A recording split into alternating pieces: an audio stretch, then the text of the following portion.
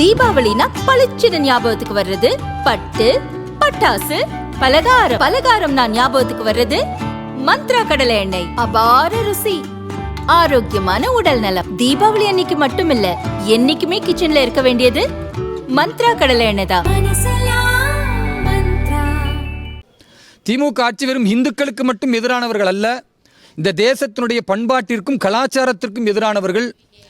இந்துக்களும் இஸ்லாமியர்களும் ஒன்றிணையக்கூடாது என்பதற்கு ரொம்ப திறமையாக இவர்கள் தூண்டிவிட்டு பல இஸ்லாமிய அடிப்படைவாத சக்திகள் இங்கு செயல்பட்டு கொண்டிருக்கிறத நாங்கள் பார்க்குறோம்.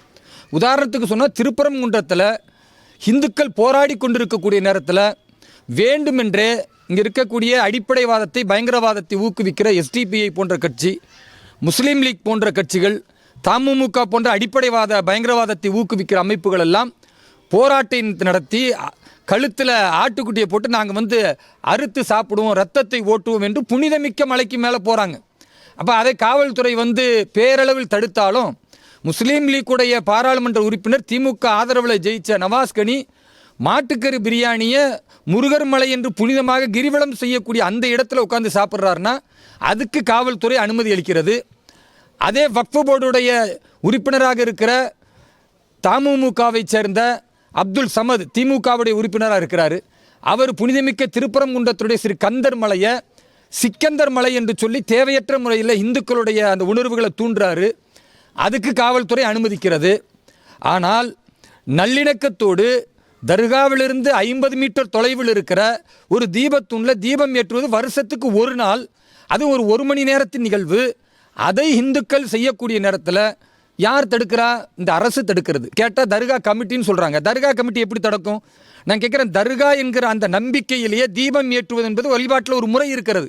நீங்கள் எந்த தர்காவிற்கு போனாலும் அங்கே தீபம் ஏற்றப்படும். அதுதான் தர்கா நம்பிக்கையின் வழிபாடு. அப்போ ஒரு வழிபாடின் நம்பிக்கையில் ஒரு பகுதியைத்தான் அந்த இந்துக்கள் செய்கிறார்கள். ரெண்டாவது, அரேபியர்களிடத்தில் இந்த தர்கா வழிபாடு கிடையாது. இந்துக்கள் இருந்து தான் இங்கே இஸ்லாமியர்கள் வந்திருக்கிறோம். எங்களுடைய முன்னோர்கள் யார்? குப்பனும் சுப்பனும் தான் எங்களுடைய முன்னோர்கள். எங்களுடைய முன்னோர்கள் என்ன அரேபிய வாரிசுகள் நாங்களா அல்லது ஆப்கானிஸ்தானின் வாரிசுகளா?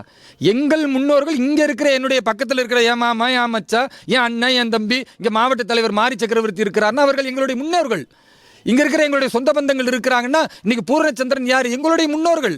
நாங்கள் எல்லாம் ஒரு தாய் மக்கள், நாங்கள்லாம் இரத்த சம்பந்தம். அப்போது நாங்கள் ஒன்றுபட்டு இதை ஆதரிக்கும் பொழுது ஒரு அரசு தர்கா கமிட்டின்ற ஒருத்தர் தூண்டி விடுறாருன்னா அப்போ இந்த தர்கா ஏன் இருக்கிறது என்ற கேள்வியை எழுப்புவார்களா இல்லையா? அயோத்தியின் நிலைமை இங்கு வரும் என்று அந்த கோபத்தின் உச்சத்தில் இந்துக்கள் பேசக்கூடிய நிலைமையை உருவாக்குறது திமுக ஆட்சியில். எப்படியாவது மதக்கலவரம் வர வேண்டும் என்று பாசிஸ்ட் திரு ஸ்டாலின் நடத்துகிறார்.